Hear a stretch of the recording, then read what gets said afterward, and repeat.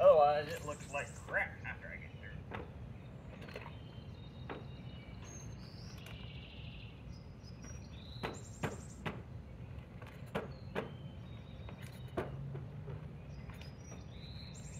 You don't need me anymore. I'm just waiting to see how level it is.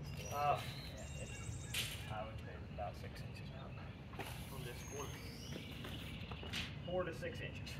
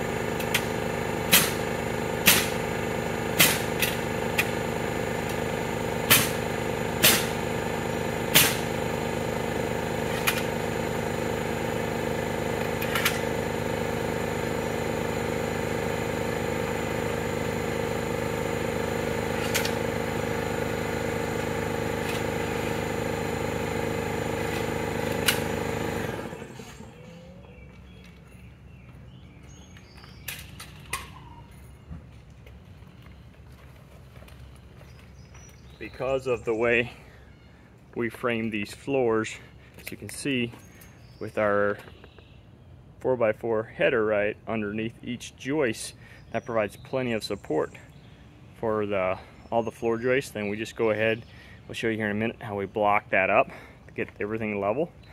But we cantilever the ends of those out.